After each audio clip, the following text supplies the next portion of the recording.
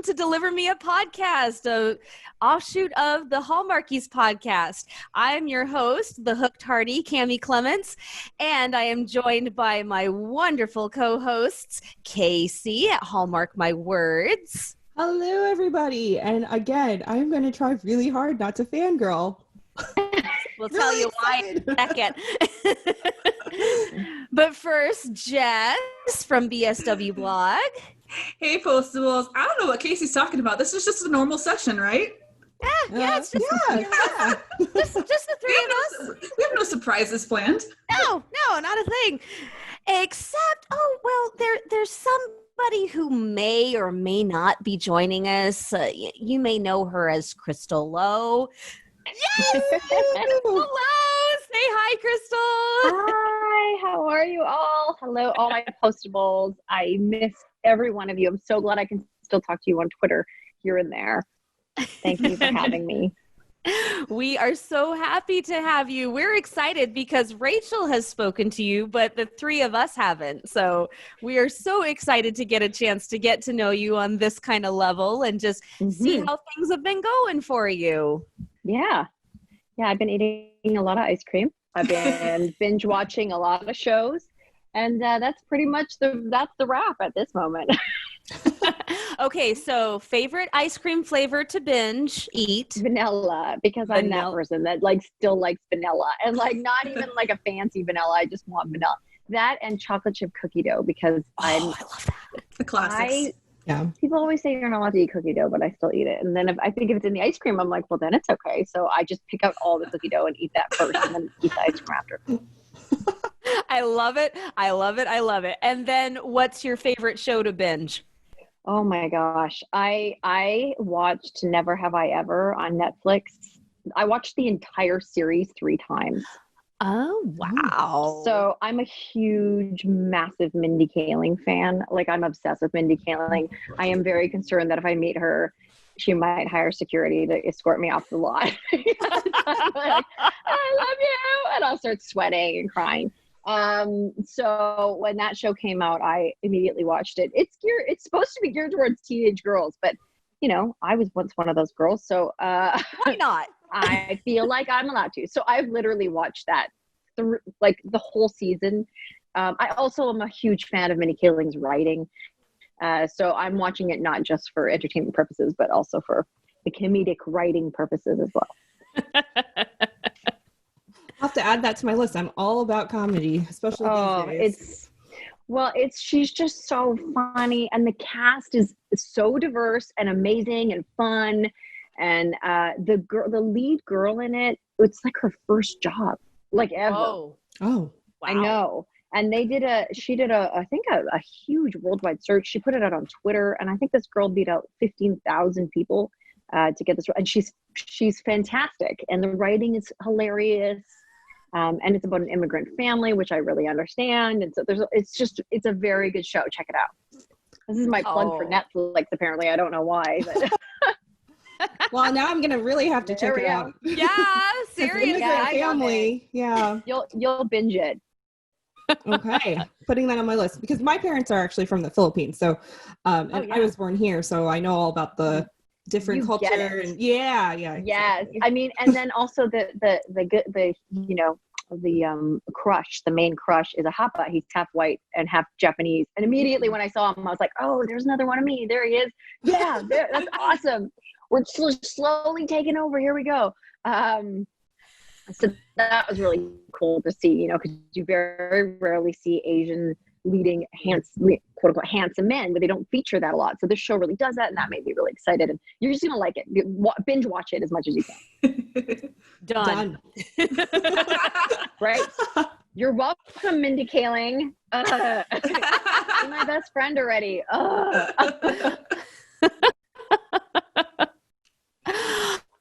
All right. Well, on that note, let's get started. Jess, you're up.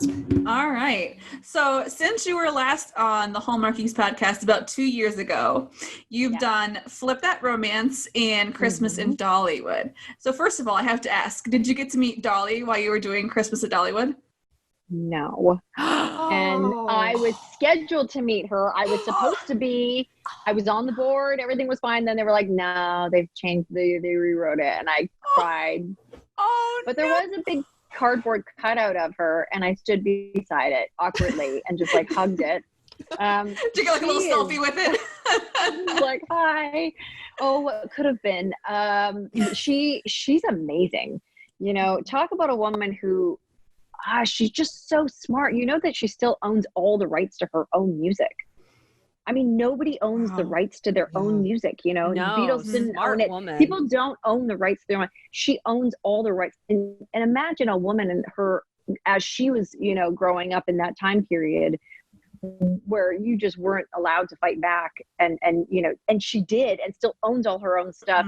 You know, owns her own amusement park. She's such a powerhouse, and she does it in a way that's really admirable and interesting. You know, somebody once asked her, I think in an interview, you know, why aren't you more outspoken? And she said, well, I feel like I'm speaking through the way that I live, which I thought, oh yeah, well, that's fair. And she is. You know, she has a book club. If you want to, because her father was illiterate. And so she never wants kids to not be able to learn how to read. So when you write into the book club, she sends books for free to people. She's just a really amazing icon. And she wears sparkly things at every age and gets away with it. So I'm like, winning, you're awesome. I did not get to meet her. I was very sad about that. That was not cool. But one day. Yeah. I've actually been to Dollywood before, but yes, of course, I did not get to meet Dolly because, you know, she's not there at the amusement park. But I was a little kid and we went there and it was a lot of fun. At least you got to meet Niall Mater. Well, Niall and I did a series together. I don't know if you know that, but Niall and I were actually in a series together before Signed Sealed, and Jeff Gustafson and I are both in the series. What series? So the series, it was only one for one season. It's called Primeval New World. It was originally, Primeval is a British series that went for years and years. We did the spinoff. We only got one season. But so Jeff and I have known each other since we were like 15, right? We went to high school together. We grew up together. And then we booked the series Primeval together. It was our first series regs for both of us. And then the show, and Niall was on the show. And that's where I first, of course, met Niall. And then, then we booked Signed Sealed right after together, which was keep apart from each other. This is weird. And he lived, and I'm not joking. So I owned a condo in Kits, and he lived like in the condo right behind me, and neither of us knew. So he was just in like the building across the alleyway. Isn't the weird? I'm like, stop following me, please. Like, this has to stop. So yeah. But I worked with Niall, and I'm still very close with Niall. So I actually was really excited to work with him again because he's a great guy. Yeah. So we've heard. Yeah, he's a real old school Canadian boy. Like he's funny because he lived in the U.S. for a long time, but he's a Canadian boy at heart. So we grew up the same. Yeah. Cool. So between your two most recent projects, which one was your favorite to do, Dollywood or Flip That Romance? Oh, I don't know. I mean, I'm going to put a vote in for Flip That Romance because it's a fan favorite. Love that one. Well, Flip That Romance was Joel is the executive producer, Joel Rice, on Signed Sealed Delivered. So Flip That Romance was his. So I love working for Joel and working with Joel. And I just had a really good time on that shoot. You know, you don't know what you're getting yourself into. Every time you walk on set, you don't know if the cast is going to jive or not. And the cast it was a very easy, comfortable shoot. And we shot in Victoria, and I love Victoria. So it was a win-win. So I guess I'll say that, although I did love working with Niall on Dollywood. Yeah. And with Danica McKellar. So that was cool. Nice. Yeah. I don't know. I like them both. I'm not picking a favorite. It's like picking between children. They were both great for different reasons. Especially since one's Christmas and one's not. It's hard to compare the two. They each have their own kind of deal. Exactly. Oh, and there's a girl in Flip That Romance, and I feel horrible because I can't remember her name right now. But she played I think she played the host or the judge, and she looks exactly like me. It was bizarre. I walked on set and I was like, she looks like she could be my sister. You're gonna have to. Yeah. I'll have to Google her name again, but I won't forget because I thought if I ever have a sister on another show, they have to cast you. We look like twins. It's so weird. Yeah. Yeah. That's awesome. Do you have a favorite overall Hallmark project from any of the years outside of Sign, Seal, Deliver that you've done? Holly Christmas Lodge was or a lot of non-Christmas? fun. I liked Holly Lodge a lot. I have a lot of respect for Alison Sweeney. She's a serious powerhouse, you know. So I just love working with women that really own who they are and aren't afraid to step into power positions that weren't given to them in the past, and just take things to another level. And she really, I mean, she executive produces, she stars in, she's, you know, she's, and not just, she's like looking at everyone's hair. I mean, she's doing everything to make sure everything goes smoothly. And I thought she cut that video really well, or that movie really well. You know, they made it more rom-com than I think Hallmark normally does. And I liked that about that project when I got to see it. So I would say that was my other favorite. Awesome. And then lastly, do you have a favorite non-Hallmark project that you've done? So anything outside of Hallmark in general? I loved working on Primeval New World with Niall, actually, but I also, I'm so grateful I got to be in Wonder, that I got to work with Mandy Patinkin, and it took every bone in my body not to yell out, my name is Inigo Montoya. You killed my father, prepare to die. Because I've seen that movie 15,000 times. It's like it's one of my, you know, favorite films, and I grew up with him. It took a lot for me to actually, I had to like collect myself and say, Crystal, come on, you're not here to just work with and impress Mandy Patinkin. You're here to do your job. So do your job. Also, I don't know if any of you have seen Wonder, but the film is, that's another thing to add to your list of watching. It's such a great movie to be a part of. So I play how old are your daughters? Are your kids? Mine are 6 and 9. Oh, that's a great movie for that age category. Great movie. So it's based on a book, and it's about a little boy who was born with deformities, and he's dealing with what that feels like to go to school, because he goes to school after being homeschooled for the first time. Julia and Roberts. then it also yes. Yeah. Okay, now I remember. I was like, I know that name. It's a very good, because it gives you perspective from everybody too. It gives perspective from his sister and their parents, and like what it means, you know, for an entire family. It just is. It's really well done. The book is great too. You should get it. Your kids would love it. Wow. Yeah. Oh my goodness, that's amazing. So that was one of my most recent favorites. Anyway. Wow. That's awesome. Well, yeah, we're like I need to write all this down. You know? Yeah. Yeah, I'm gonna start my own blog of like, you must watch this. Yeah. There you go. Perfect idea. You can start a Twitter thread. Crystal recommends. Yeah, that'd be great. Hashtag it. It'll just be me hashtagging Mindy Kaling and her like awkwardly ignoring me. Fine. I'm getting used to it. Or Mandy Patinkin. My name is Inigo Montoya. Yeah. And then he'll definitely block me. Like, I'm waiting. You know, it was funny because on set, he was really cool. Like, I play the bully's mom at the end of the film. It's just one scene, but it's an important scene.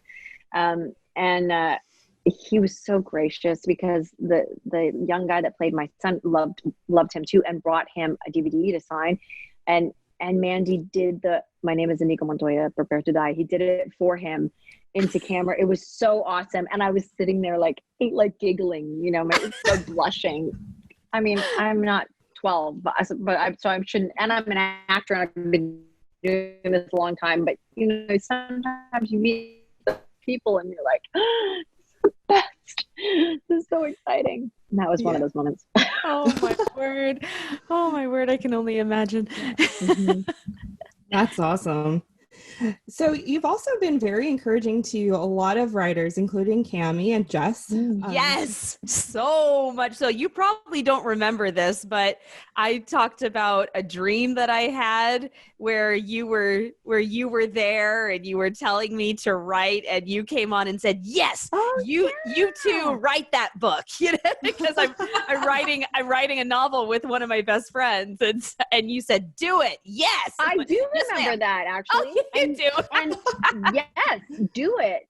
You know, look, I mean, 90% of people that really want to do it won't. So even if you do it and you don't think it's good, and even if you do it and you're like, this is just crap, you did it. That puts you like further ahead than so many other people in that world. Same with the acting world. You know, people are so nervous to dip their toes into things, but like, just do it.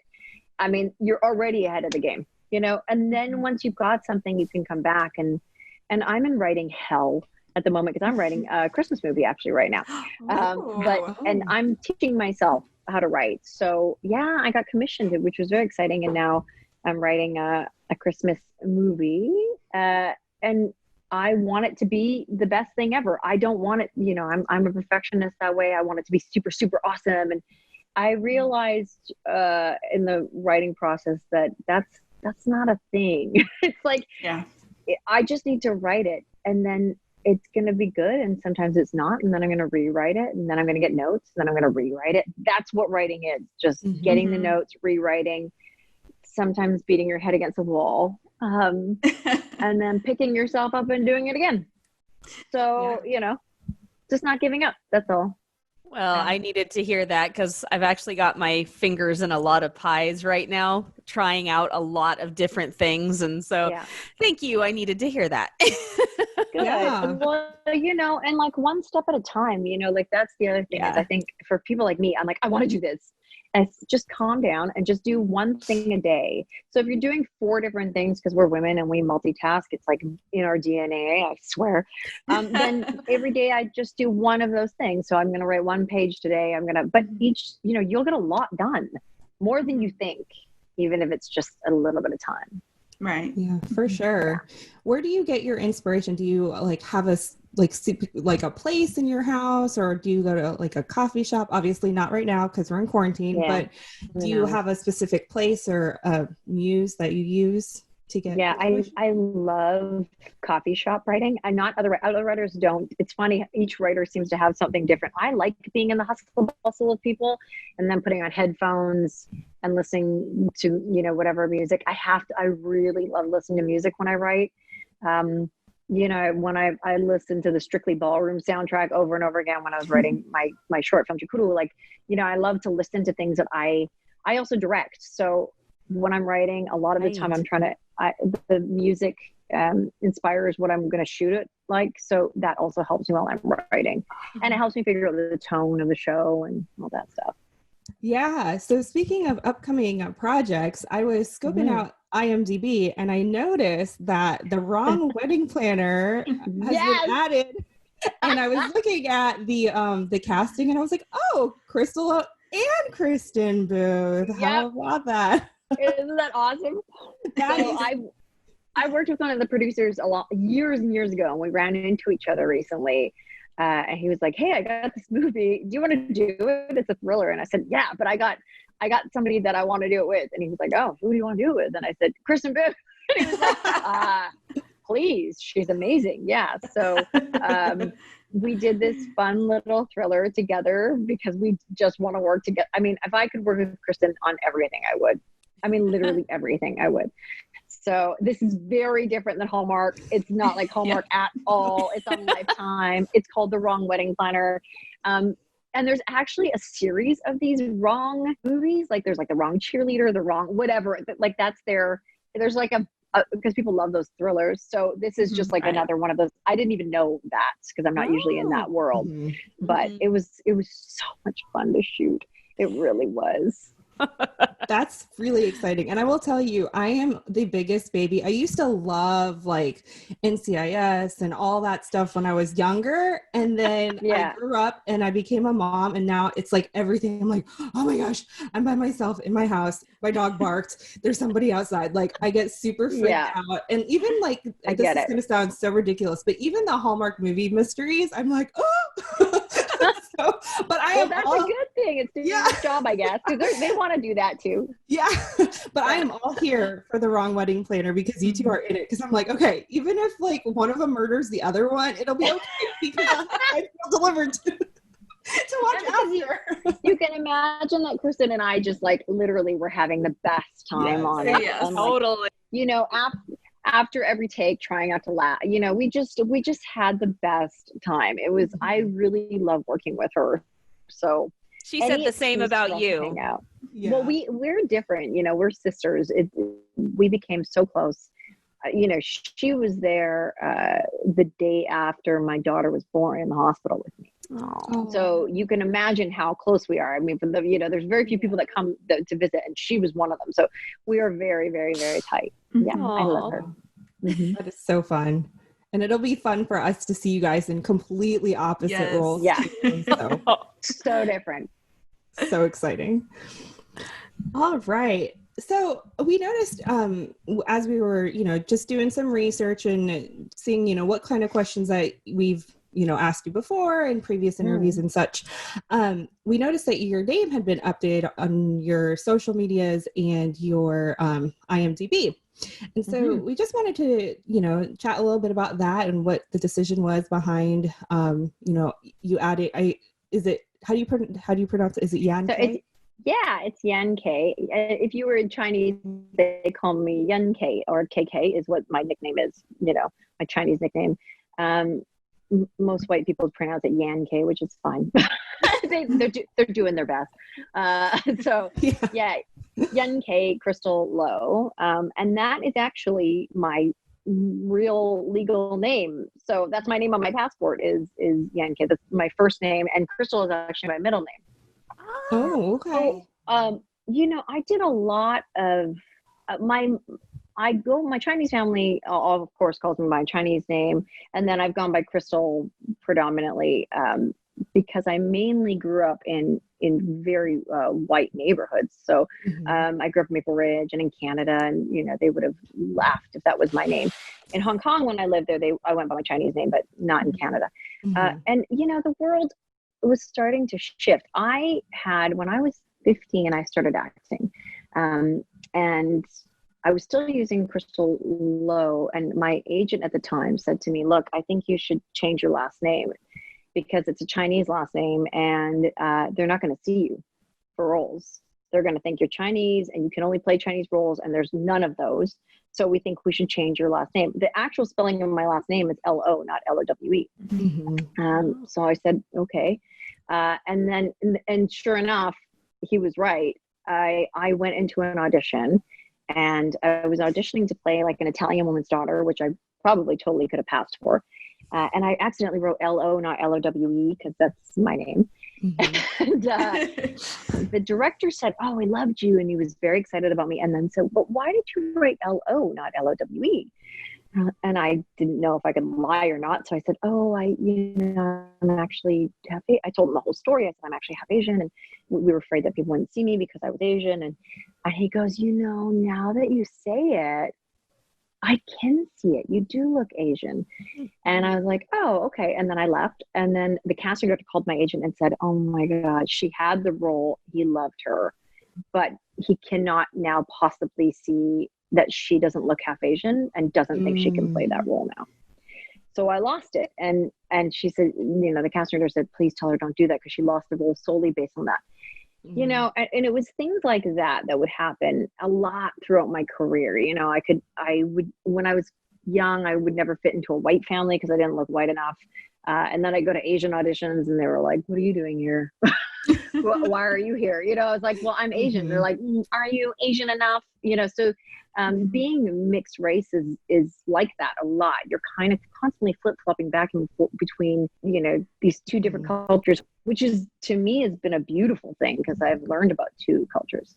But it also comes with a price sometimes. So, you know, as things were changing in the industry and I started really seeing that I could embrace who I was truthfully, and not only be honest about it, but be excited about it, I decided to take my first name back and keep Crystal. And I still haven't changed Lowe back to Lo because I've had that name for, you know, a long time, years and years now, and it sort of feels like mine. So yeah, that's what that was the change that I made, and it was very weird at first, which then was weird because I thought, why is this weird? This is my name. Why is it strange for me to or why am I so scared? And I had so many different feelings of maybe people will think I'm a fraud. Maybe people think I'm just shifting with the times. Maybe you know, all these conflicting things, you know, I don't have a right to take my first name because I didn't before. And guilt of that, of like, did I disrespect my Chinese side by doing that? Was I trying to whitewash myself? There were so many strange feelings around a name. And then when I ultimately decided to, no, I'm gonna embrace it. And I'm going to be truthful to who I am. It was a great feeling because the truth is, I never should have had to change it in the first place. Right. That's the truth, right? Like you know, not that it should be weird to go back. I shouldn't have had to change it at all. But he was right. My agent was right. You know, there was absolutely no roles for Asian girls, and there certainly wasn't roles for mixed race girls. And even now, you know, it's just, we're still talking about it. I started acting a long time ago. So I thought it was really important to embrace myself, and because I am a champion of this change that I see, I want to give that to myself as well, and do what Dolly does and live the life that I champion and I preach. So yeah, that was my long-winded answer. No, that was, we like long wind. Yes, we do. And I have to say too, I mean, so I'm Filipino. I'm 3/4 Filipino, 1/4 Chinese. My husband is all American. So we have two halfies, half Filipino, half white children. So, I mean, you know, for you to do that and to share your story and to embrace your culture is like really paving the way for a lot of us who have mixed children, or even, you know, as a person of color, as myself, you know, and growing up, I grew up here. I was born here in the US and everything, but it's that weird thing of being a minority, you know, and like having to be almost whitewashed, I guess. I don't want to be all like political or anything, but it's just an interesting, there's a lot of thoughts that go in the back of your head, you know, like I remember I loved to do plays and stuff, but I would always think I'm not going to get it because I'm not white. Like I can't be Cindy Brady in the play because I don't have blonde hair, you know? And so it really just stopped me from doing a lot of those type things in school because, you know, I'm Asian. I mean, like it would be so weird for me to be like cast as a daughter in a, you know, very American blonde hair, blue-eyed family. So you know, I just have to say, thank you so much for, you know, doing that and, you know, being one of the first, because I'm sure there are lots of stories out there of a lot of Asians who have had to kind of, you know, not change, but they've had the struggle of, you know, their identity and like, who do they identify with and all that. So, and you know,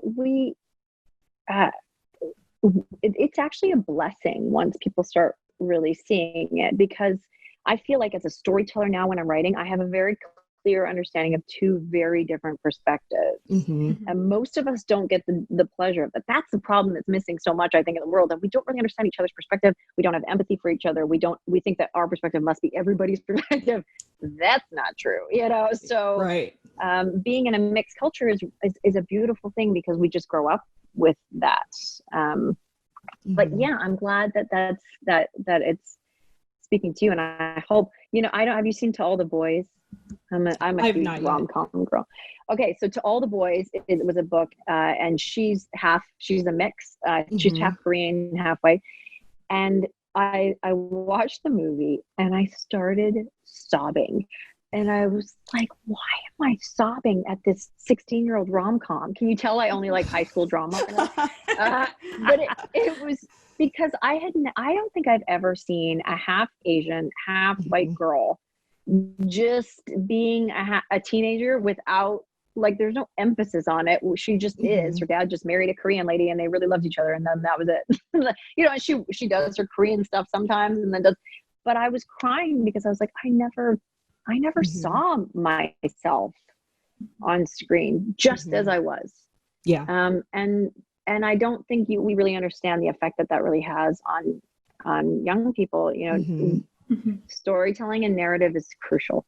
It's really important. We grow up watching things. We need to see ourselves up there. We need to relate to people that we can, and you can do a lot with storytelling. So yeah.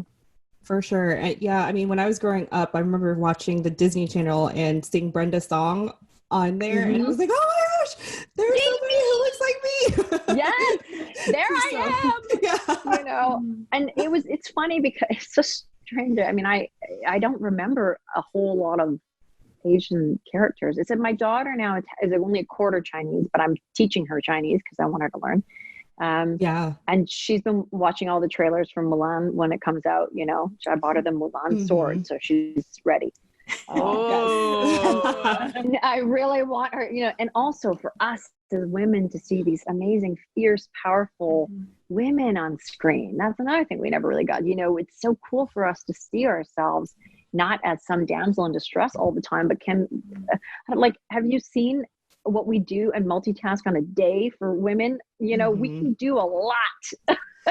Yes. So it's not, I'm glad to see all these shifts and these changes, and it's time. Absolutely. 100%. Yeah. So we are going to shift over to our favorite category here. Signed, sealed, delivered. What?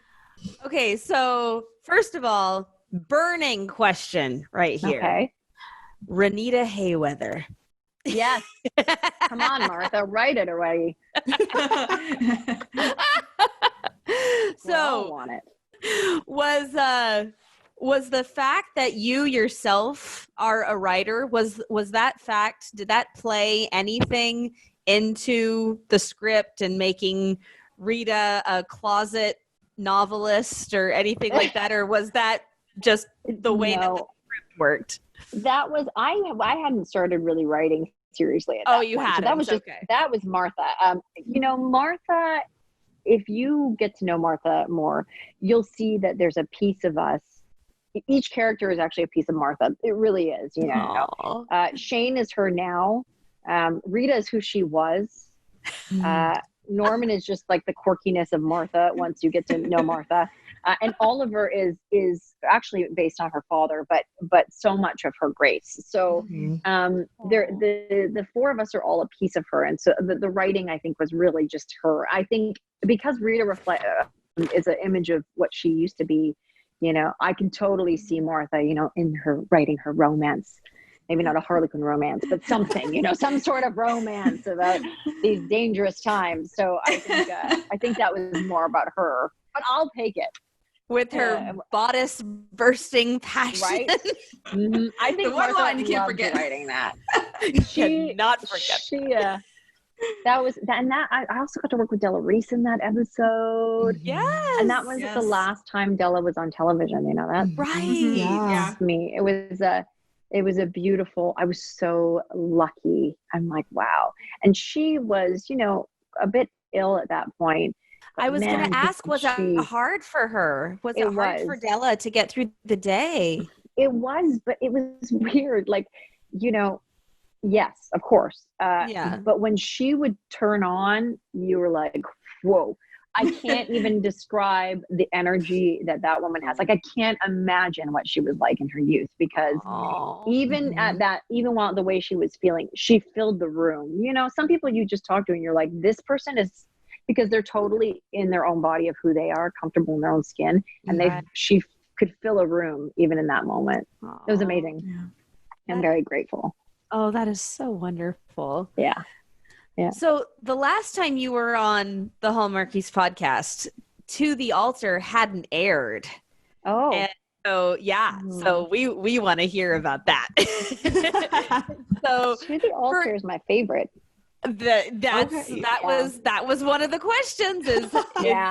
Is it now your favorite, or are you still sticking with, what was it, From Paris with Love? Was that your favorite beforehand? It was, but To the Altar, I think that is absolutely my favorite, because I loved the storyline of the mom and her daughter. That was a great storyline. I love the way that Martha dealt with mental illness without, but still very family friendly, but she was still dealing with what mental illness is like and how we can deal with that. Yeah, that was amazing. That's what I love about Martha's writing. And that's what I love about Signed Sealed, because we deal with these very large topics, but still within a world that feels digestible when we just need to relax, So it's, she's really, really talented that way. Martha can speak to people in a way that I don't think many others can. So that one was my favorite for that storyline. Plus, I love when things in a script are set up and paid off. And To the Altar, everything that's set up is pretty much paid off. So. We say that often. We talk about Martha's weaving. That's what we call it, which is the way that she weaves. We call her the weaver. Just the way she weaves the storylines together, and it all. Oh, it's just, it gets us all very excited. Well, it's because she cares, and not to say that other writers don't care, but she really wants to do more than just write a film. She's trying to do other things within the writing. She's trying to speak to people or give them real hope. I think that's her main message usually, is giving people hope. And it always comes through. So when something, I feel like if something I don't want to ever do something just because I want it for me. I want to do something for a higher purpose, a bigger purpose, whatever that is. And I'll work 10 times harder if it's for a higher purpose. And Martha always has that. That's why her stories are like that.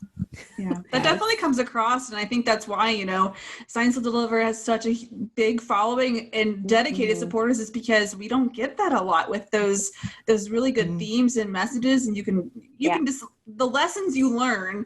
I don't know if you know Fatula from Twitter. Yes. I think she compiled a list of the lessons, and like literally it just goes on and on, like what you can take from SSD. It just speaks to people on so many levels, which is one of the reasons that everybody loves it. And it's you can watch it over and over again and get something different. Oh yeah, that's important. For sure. We are a testament to that. And the fan base is getting bigger too. I mean, just even with the marathon we had Mother's Day weekend, I wrote an article a couple of years ago on my blog, the 25 reasons why everybody should watch Signed Sealed Delivered. And I am getting comments on it still. Like after that, I think I got 3 more, and I'm like, wow. Yeah. People want this, people are hungry for it. Want it. Yeah. Yeah, because we desperately need hope right now. Yes. And we need to know that there's good in the world, and that because there's always yin and yang, but it's a good reminder that what we're fighting for and what we want, and that there's I think at people's cores they really want to be good. That's what I really believe, and that's what I think Martha gives that hope to everybody who needs it. And so you can tune out a little, like you can tune in and you can still learn a lesson while being entertained. It never feels like you're being hit with it, if that makes sense to me. Yeah. Oh, absolutely. That's one of my favorite things about the way Martha writes, is she hits home with these lessons and even faith-based material, but it's never preachy. No. It is never preachy. No. And I've said this before when we were discussing other things, but so many times when I watch faith-based stuff, I have to turn it off. I'm just like, oh gosh, so much preaching. Yeah. And that, and then sometimes the acting is just super corny and I can't take it anymore. But that's what I don't know why that is. Like, I'm not sure. I really don't. I think that, the faith-based writing is not, I don't know why there aren't more people, that are learning how to write in that genre. But I agree with you. I've seen a lot that, look, nobody wants to be or needs to be hit over the head with anything. People are really smart. 2020, you can go on your phone and look up anything, literally, that you want to look up and see it right away. They don't need that. They just need a reminder that if they need to talk to somebody, they're upstairs. If you believe in that, and that's it. I think that's what Martha does. Is she doesn't think she knows how smart her audience is. Yeah. She's not trying to, and she's not forcing anything down their throat. My grandfather was a pastor. I don't know if you guys know this, but he was a pastor of a Baptist church. So I grew up in the church. But my parents were, my whole family was so, the way he preached was not the way I've seen other preachers preach. It was so inclusive. Every Sunday, and I won't forget, we would have dinner and anyone could come. And the rule was that you wouldn't preach to them. Nobody was allowed to preach, because the idea was that people just need a place to come and eat and be around people. And we don't need to hammer people over the head with things. They just need a safe place to come and feel welcome from whatever walks of life, from whoever you love, whatever that was. The door was open. And that spoke way more to me than anything that, somebody's going to quote. Right. That's living a life like that speaks speaks volumes. Definitely. So for sure. I did not know that. That's so wonderful. Yeah. So what was your favorite scene to film in To the Altar? Well, marrying Gustafson, of course. That would have been my favorite. Of course. And then the scene with Shane, when Barry was getting me ready to give me away, and Shane comes in and says goodbye, or not goodbye, but how, that scene was awesome to shoot. Kristen said the same thing. Yeah, because we didn't know it was last movie. We didn't know what was happening. Right. So it was a very emotional movie for both of us, because we were crying a lot and going, wow, this could be, this is a huge part of our life. And if we're wrapping it up now, then wow, this was a journey. And that's what's always so weird about these series, because you spend 15 hours a day together. Right. So you become this family, whether you like it or hate it, your family, you're all in it together. So that's a huge part of your life, to just kind of go, oh my gosh, this is going to stop. And then, okay, weird. So yeah, lots of those big moments. Oh, that scene made me cry. I loved it. And I said, this can't be the last one. This can't be the last one. I want to see more of that. Well, there's just so many more topics to explore. Like Rita and Norman should have a family. I'm sure that there's families that they want to start talking about. There is a lot that Martha could do right now. I think this is the time that she should be doing it. So I'm glad we're shooting one more at some point. God only knows when, but we're going to shoot one, and then we'll see where that goes from there. Well, and it is our opinion that Shane and Oliver need an entire movie of being engaged, because you guys got 2 movies, Norman and Rita. I agree. I personally don't think we should rush to get married, because I think being engaged has a lot to it as well. Oh, it's so much fun. And and then there's also a lot of like, oh, we're getting married. Right. Shane and Oliver have also never lived together, so that is a whole thing. There's a lot when you're engaged to discuss and decide, and it's a big deal. So I don't think that they should get married yet, but who am I? I just who are you? You're Rita Hayworth. Yeah, that's true. So your scene with Jessica, when you're telling her about her mother's whereabouts, so incredibly moving.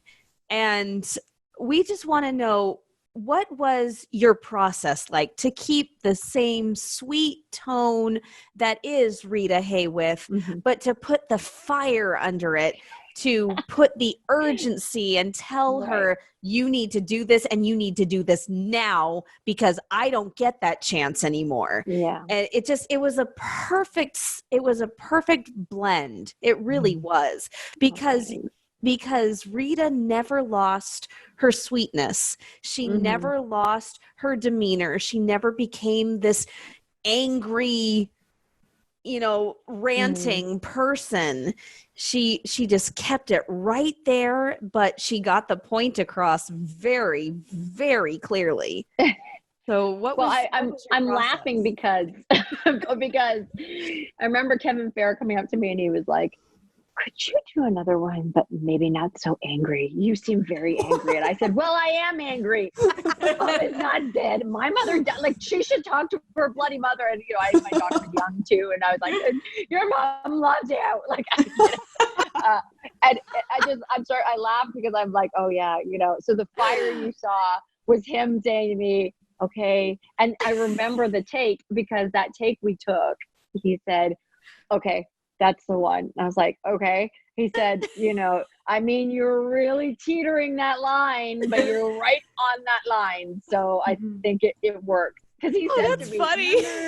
It's just, that's why I started laughing. Because he said to me, remember, Rita, could she say it nicer? And I'm like, no, Rita can't say it nicer. You know what? Sometimes Rita is angry because she doesn't want her to lose time with her mother because she just lost her mother, And so we had this discussion on set, and he was like, that's just good. That made me laugh that you just said that. But the take he chose was him saying, you're right on that edge there, but I'll let it. Okay, we can use it. And I was like, okay, because that's what you're getting. Because I can't.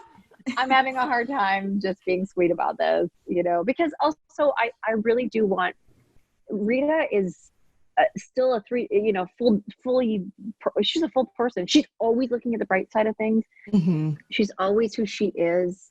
But she gets upset too.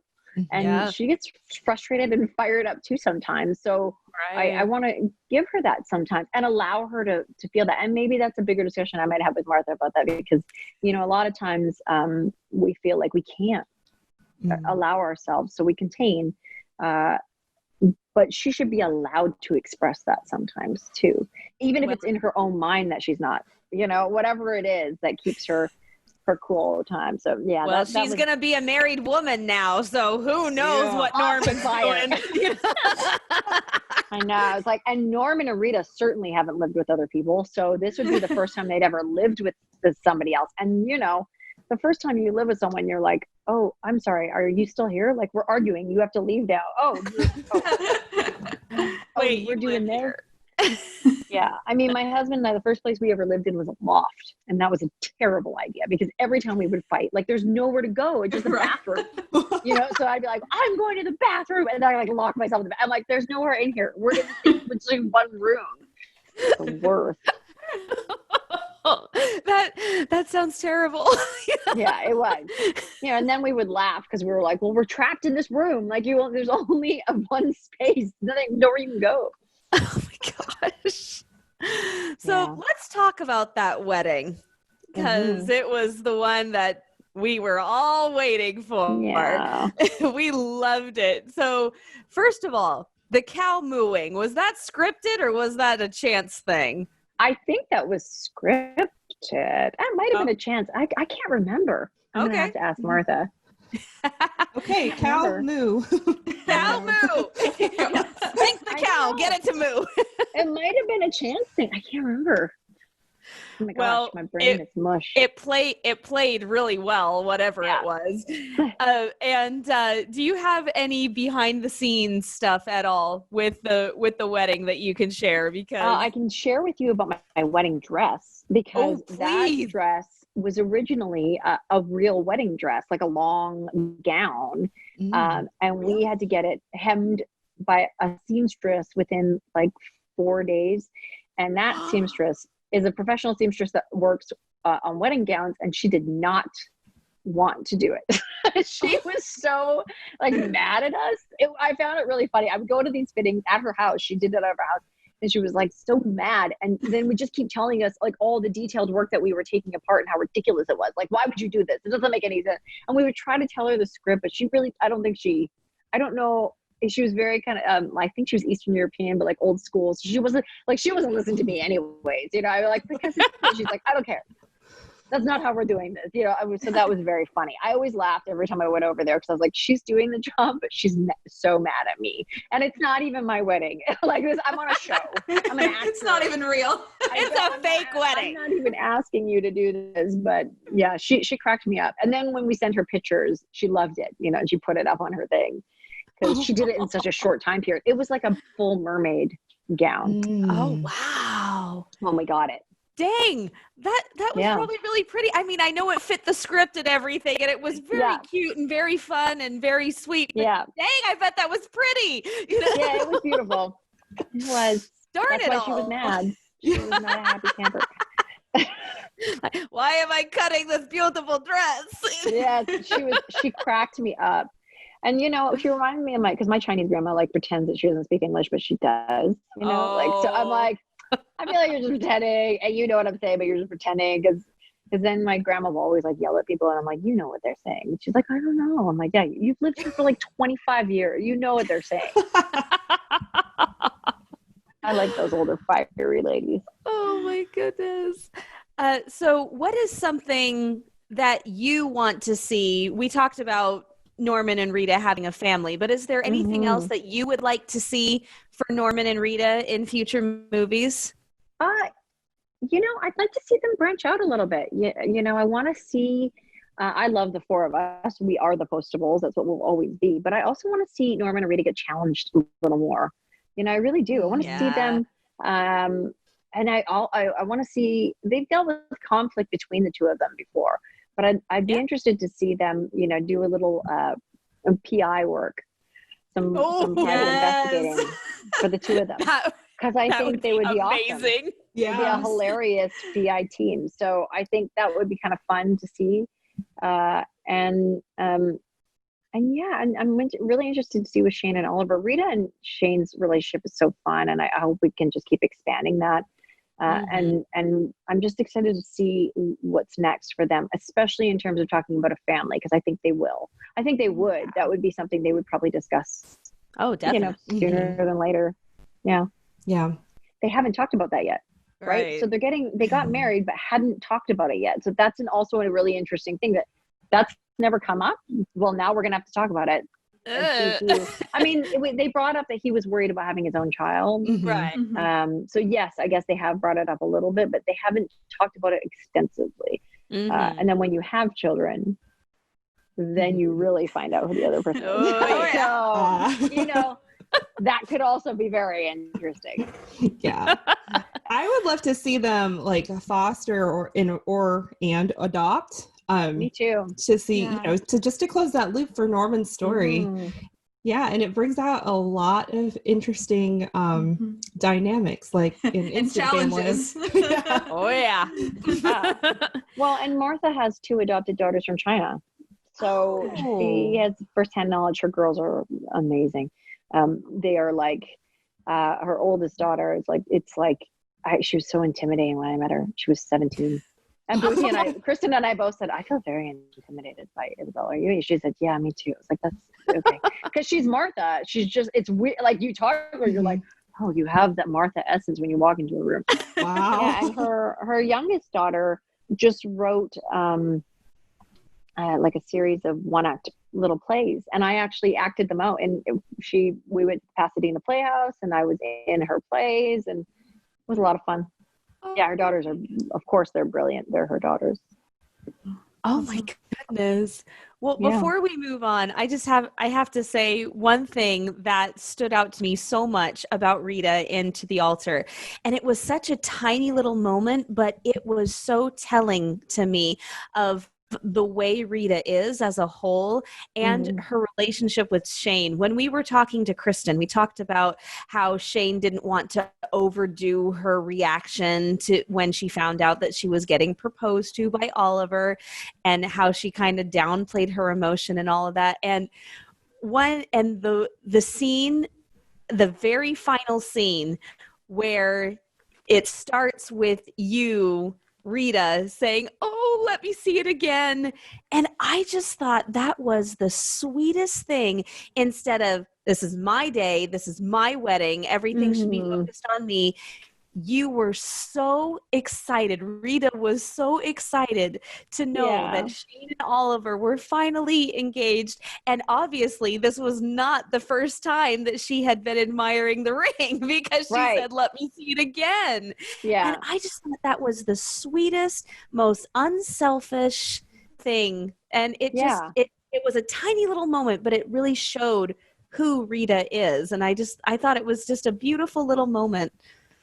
Well, yeah, I mean, and I don't think, I think that's like the way I like to think too. I don't think giving up, being happy for somebody else, even if it's a moment with you.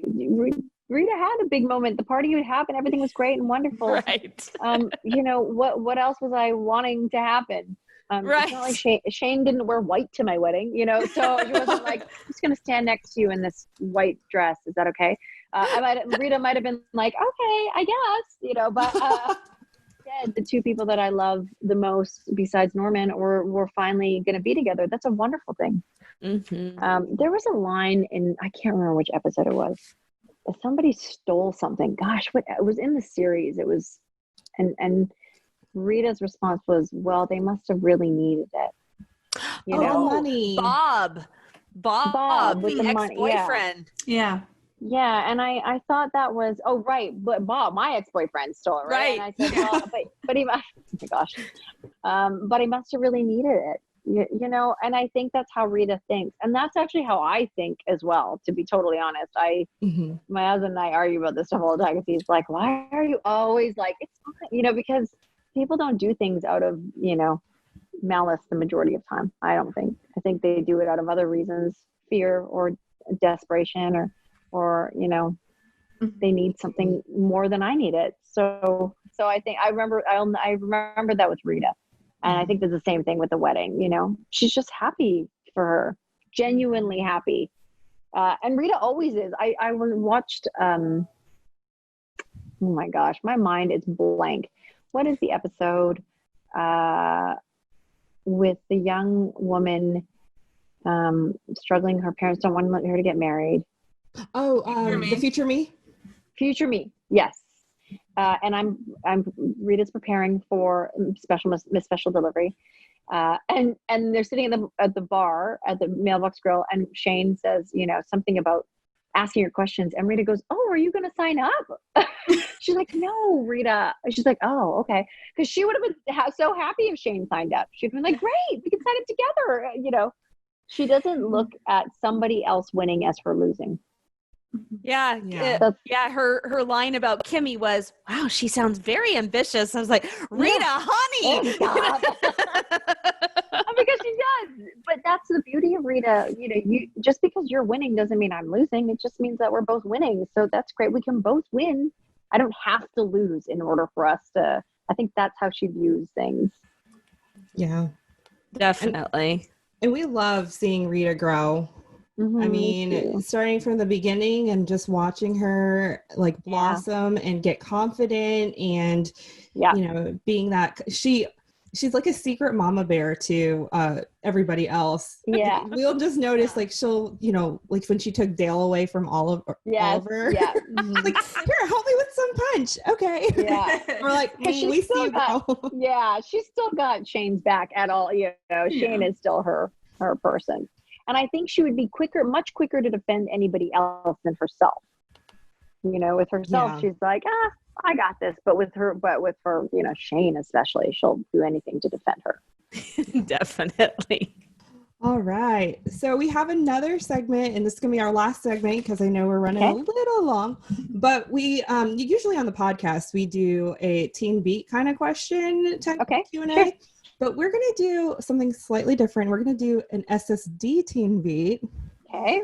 To see what you have to say. We did not get to do this with Kristen last time because I thought of it after we talked to her. Okay. But hopefully we can get her on again and we'll ask her these questions and see what she if they match about y'all. Okay.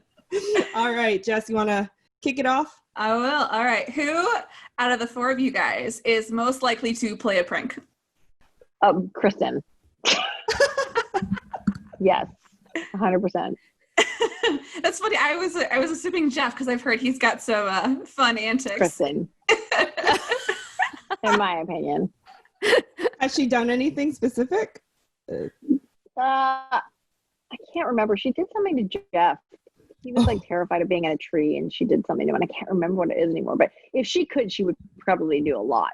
It would be her. She's the mischievous one. Who's the most likely to burst out into random song between takes? Oh, probably Eric. Really? Oh, Yeah. Yeah. He's like a music guy.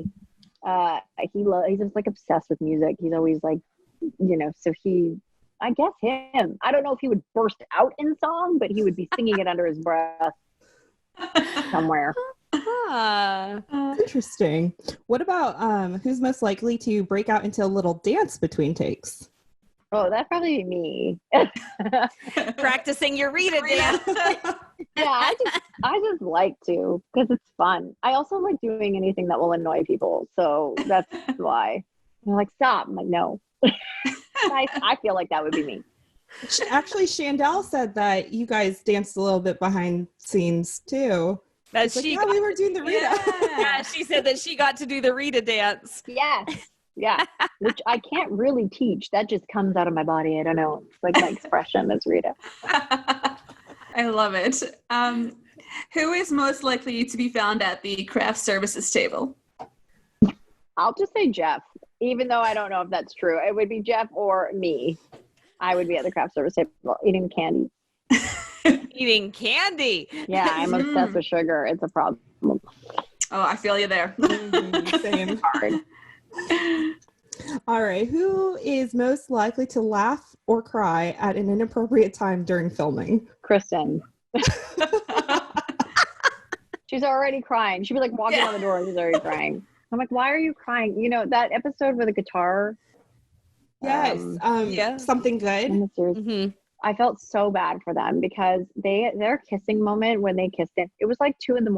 and Kristen and I were like drunk from exhaustion. You know when you're like tired, drunk. Oh yeah. And she could not stop sobbing. First of all, sobbing. Like I'm not joking. She'll be so mad I told you guys this. But Scott, our director, even came to her and said, "Are you pregnant?" And she's like, "No." He's like, "Why are you crying?" Like because when you're pregnant, you're really emotional. She's like, "Why are you asking that?" They're really good friends. He was like, "Because you're sobbing." Like it was like nothing was even happening. She was just so tired. And then they started kissing, and for some reason we could not stop laughing, like hysterically. And then I was crying, laughing, and it was awful. I felt so bad after. I was like, "I'm so sorry. We were so unprofessional. You guys were amazing. We could not stop ourselves. I don't know what's happened. I'm so tired. I can't even see straight, and I'm sorry." They were like, "It's okay. It's cool." I'm like, "It's not cool. We're being annoying," but I couldn't stop. I was like, "They're kissing." Like I was 5. They're 20 something. Yeah. Oh my gosh, that's so funny because that's such an emotional scene. But I know. Totally, I know it is. It was awful. We couldn't stop. But when you're so tired, and then one of you starts. She was like crying and blubbering, and then Scott's like, "Are you pregnant?" She's like, "No, I'm not pregnant. Why are you asking me?" Then I started laughing, and then we both started laughing. It was, you just can't stop. And then you can't stop. It was. Those actors were amazing. They were very good. They stayed on point. That's awesome. Oh, good for them. Yes, they were very good. Kudos to them. So, who's most likely to contribute the most money to the swear jar? Me. Oh, she's throwing herself under the bus. Because I have a tendency, if I swear, to then go, "Oh, F," and then swear again because I feel bad that I just swore. Like I'll swear and then be like, "Oh," and then do it twice. So probably me. Yeah, because we know about somebody asking if it was a functioning swear jar, and Eric dropped Kristen, and then Kristen dropped you. So. Yeah, I think it would probably be me. It might be Ruthie, but it's going to be one of us. It's her. Yeah. We're the rowdy ones on set. The real question is, what happens to the money from the swear jar? Oh, yes. I don't know. I'm sure Martha does something good with it. I don't know. I've never asked. He probably gave it to those actors to apologize for us laughing. which they deserved it. All right. Who is the best dancer? I don't know. I don't know. I'm going to say me, just because nobody else dances. Like Boothie never dances. I've never seen Eric dance, and I've never seen Jeff dance. So me. I'll take that. Oh man. Who has the best memory? It's not me. Jeff? Maybe? Yeah. That would make I'll sense. go with him. Yeah. All right. Who is the best baker or cook? None of us? None of us. Nobody has ever like baked or cooked or brought food on. Oh. None of us. Yeah. It's okay. I'm not that great of a cook either. So Yeah. If you could pick a storyline for Rita, what would you pick? That's a really good question. I don't know. I don't have an answer for that right now, but you've got my brain going. I'll have to write in another day. And let you know Well, you said that options. you wanted Rita and Norman to do some PI work, so I do want that. Yeah. we can do something with that. Yeah, So, that's true.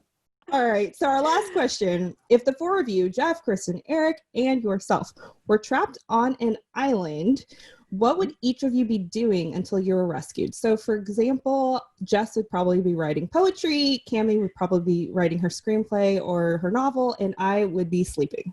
Those are all really great options. I wish I could have chosen those. Oh my goodness. Eric would be probably somewhere dragging driftwood. He's obsessed with wood, so he'd be dragging driftwood. Jeff, what would Jeff be doing? Getting super agitated trying to figure out how we were going to get off the island. He would be thinking about it. I think I would be on Twitter debating with people and talking about probably things that have nothing to do with us getting off the island, just focusing on that. And Kristen would be writing like an emotional plea to whatever government we needed them to get us off. Those are my random things. I love it. Like made up out of nowhere. Awesome. That is classic. That is classic. Oh my goodness. Crystal, this has been such a privilege and such a pleasure. Thank you so much for joining us today and Thank you for having me. letting us pick your brain. So where can people find you on social media? I'm at Real Crystal Lowe on Twitter and Instagram. I'm not, just so people know, I'm on Instagram, but I'm not as active as I am on Twitter. So I'm on there, but if I'm not on there, I'm not on there as much. I also just joined TikTok, but I don't know how to use it. But I'm obsessed with it. I can't stop watching TikTok videos, and I eventually will do them. I just need to learn. Yeah. That's me too. I have a TikTok to watch all the videos, and my niece is on there.